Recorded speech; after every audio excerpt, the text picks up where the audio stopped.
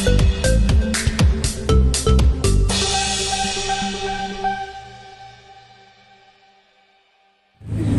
baik, terima kasih teman-teman, terima kasih udah nungguin. Ada dua hal sih sebenarnya saya mau sampaikan ya. Pertama-tama terkait dengan Paula ya. Yang pertama itu Paula masih nggak mau berkomentar ya apapun karena sangat menyayangi dengan anak-anaknya. Itu menjadi tujuan utama dari dia pada saat ini gitu ya. Dan kemudian Paula itu sangat tersiksa sebenarnya gitu kan, karena tidak bisa bersama anak-anak karena dia tuh sangat dekat dengan anak-anak. Nah, terutama sama anak bungsunya yang Kenzo yang nggak bisa lepas dari ibu. Kemudian yang ketiga itu Paula tuh sulit bersama anak-anaknya dalam kurun waktu 2 bulan ini gitu ya, karena harus ke kantor Pak Im, sementara kantor itu bukan area netral gitu, atau bukan rumah lah ya. Dan kemudian yang keempat, berbagai kesepakatan untuk mencari solusi terkait dengan pengasuhan anak itu nggak ketemu ya, untuk terang, baik itu dengan sudah adanya kesepakatan dari sekolah ya, sekolah anak-anak dan juga dari saran hakim itu juga belum bisa dilakukan gitu kan. Sebenarnya tadi juga dibahas soal itu juga tadi. Dan kemudian sebenarnya yang harus dibuatkan bahwa kedua belah pihak itu sebenarnya mempunyai kewajiban sama terkait dengan anak-anak. Hak dan kewajiban mungkin ya Bang ya? Ya. Oke, nah hari ini kan tadi, maaf. Dan kemudian kedua ini terkait dengan persidangan, itu yang mau ditanya ya. Iya, betul. Gitu. Nah, kalau terkait dengan persidangan tadi ada pengantar bukti, ada juga saksi dan ahli, saksi dan ahli. Nah, terkait dengan pengantar bukti, sebagaimana yang kemarin-kemarin saya bilang, gitu ya, ini tetap tentang bukti elektronik. Jadi begini teman-teman ya, terkait dengan bukti elektronik mungkin saya harus jelaskan, gitu ya.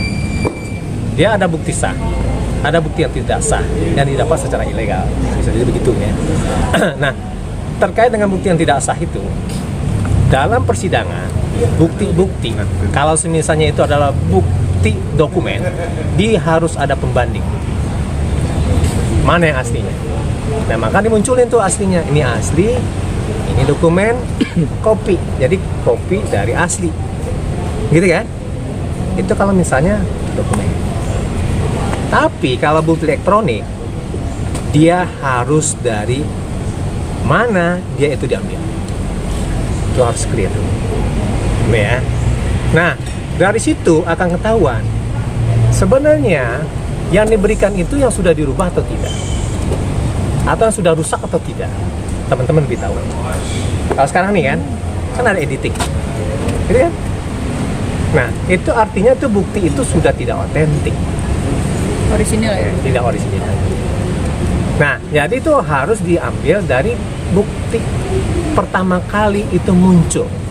Itu harus diperlihatkan.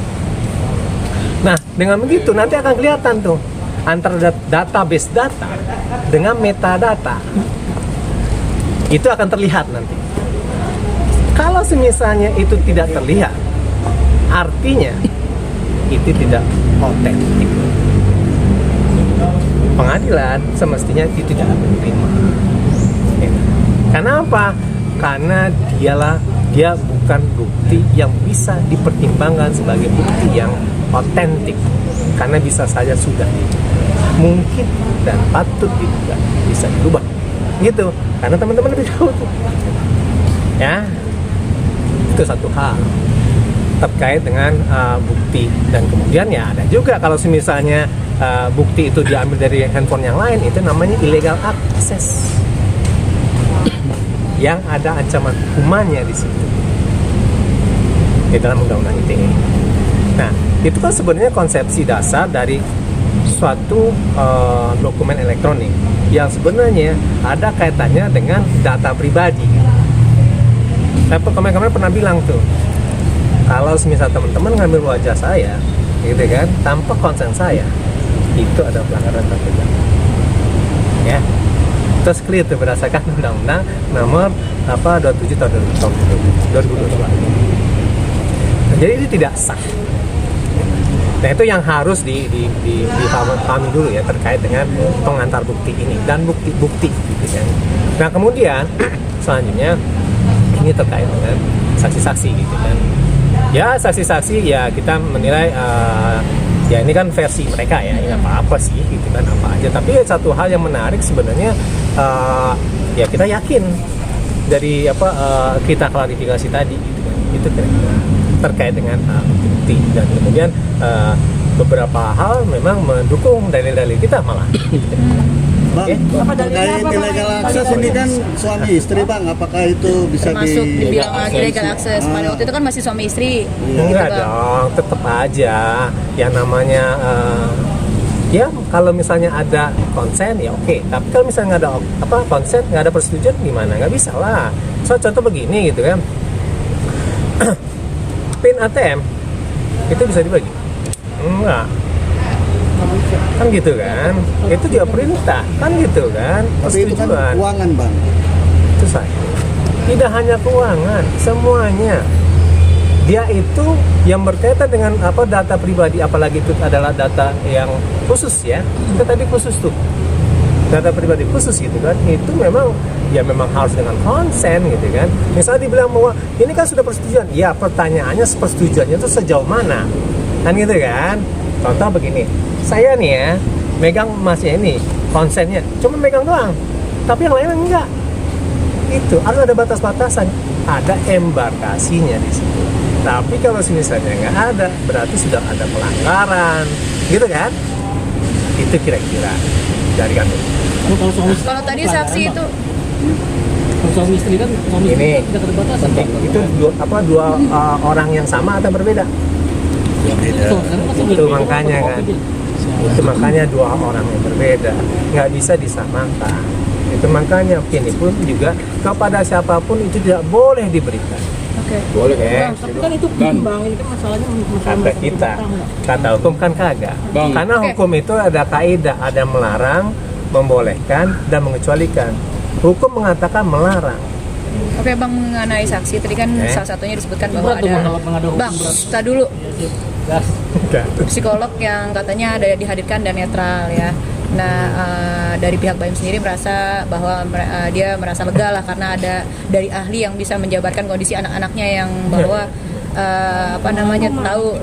tahu sebenarnya kondisi anak-anaknya psikologisnya seperti apa. Nah ini gimana bang? Ini berarti membantah statement abang yang awal bahwa tadi anak-anak dekat sama ibunya, anak-anak yang mau pisah seperti apa sih bang? Ya kita ada buktinya juga nantinya.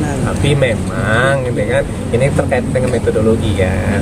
Nah makanya metodologi itu yang dipertanyakan gitu kan. Nah dari metodologi itu kan nanti berproses ya. Dari proses itu memunculkan output atau hasil dari penelitian itu sendiri gitu kan. Kalau kami menilai bahwa ya itu menguntungkan kami malah. Abang merasa ini nggak sih kayak Ya itu nantilah, karena itu sangat sensitif. Bang, ini kan saksi dari pihak BAIM semua ya bang ya. Nah ini merasa ada suatu ini nggak sih bang ya permainan atau yang sudah diatur gitu karena kayak tekanan karena ini kan dari pihak BAIM semua nih orang-orang kantornya, circle-nya dia. Wah. Ini memang jatah dia, gitu kan. Dalam artian secara prosedural gitu ya. Ini kan suatu persidangan yang jawab-menjawab. Nah jawab-menjawab itu sekarang ada jatahnya dari pihak gugat, gitu kan, atau pemohon. Itu diberikan ruang sebebas-bebasnya. Gitu kan. Nanti juga akan diberikan ruang sebebas-bebasnya bagi kami untuk mengkantornya. Itu makanya kemarin kalau misalnya saya puas, sudah terbukti macam enggak. Ini masih berproses, oke? Bang, ada dua saksi fakta yang mengetahui bahwa Kejadian ya. Nggak terjadi apa-apa, nggak terjadi nggak ada itu nggak terbukti apa-apa. di Di dalam dalam kamar katanya bang. Nggak ada, saya nggak ngomong itu ya, itu udah pokok perkara itu ya. Saya mengatakan bahwa tidak ada apa-apa di situ gitu kan, bahwa tidak tidak membuktikan apa-apa ya. Nah, karena apa? Karena kita sudah nanya lebih dalam lagi gitu kan, bahwa tidak ada apa-apa. Saya nggak menjawab itu. Saya mengatakan bahwa pada saat ini tidak ada apa-apa Oke, gitu dan ya. Dan kemudian sekarang ini ya, itu materi gitu kan, nggak boleh itu muncul gitu kan. Saya kan dari tadi kan ngomong tentang prosedural ya, gitu ya. Oke bang, hari ini Paula sendiri nggak hadir, kenapa bang? Itu bang, mengenai illegal akses itu bang. Kenapa? Kalau kan itu pun akhirnya diungkap, itu benar kenapa tetap melanggar sebuah prosedur hukum bang? Ya itu fakta, apa itu kan permasalahan hukum. Nah itu kan delik formil. Ya udah kan, delik formil itu. Delik formil itu adalah ketika larangan itu dilanggar, larangan ya, bukan perbuatannya itu sudah terjadi belum gitu. Ketika larangan itu terjadi gitu kan, itu sudah terjadi perbuatan pidana. Oke? Bang, Paula sendiri hari ini kenapa nggak hadir bang? Hari ini kenapa Paula nggak hadir bang? Tadi katanya malah ke sekolah anak-anak, kenapa bang, kangen atau seperti apa? Oh sangat kangen, dia sangat tersisa. Ya, karena dia tidak dapat bertemu dengan anak-anaknya. Nah itu makanya sponsornya dia. Ya, oleh sebab itu makanya dia sangat menjaga agar anak-anaknya itu tidak mengetahui. Yang begini tadi gitu kan, wah ini ada apa bukti berdua ada macam-macam, itu kan enggak kita pernah sikap apa. Jadi minta tolong kepada teman-teman kami dengan 10 jari dan 11 dengan kepala, gitu bahasa orang bilang begitu ya. Kapan minggu depan mau datang Untuk ya yang begitu-begitu jangan diungkap gitu kan, karena ini untuk kepentingan dari anak-anak. Paula sangat concern sekali dengan itu dan dia itu sangat tersisa untuk karena tidak bisa bertemu dengan anak-anak. Oke, siap. Berarti Paula hari ini nggak hadir, kenapa bang alasannya bang? Kenapa alasannya hari ini nggak hadir bang? Saya udah bilang ya, udah itu doang. Hari ini kenapa nggak hadir, berarti alasannya apa bang? Alasannya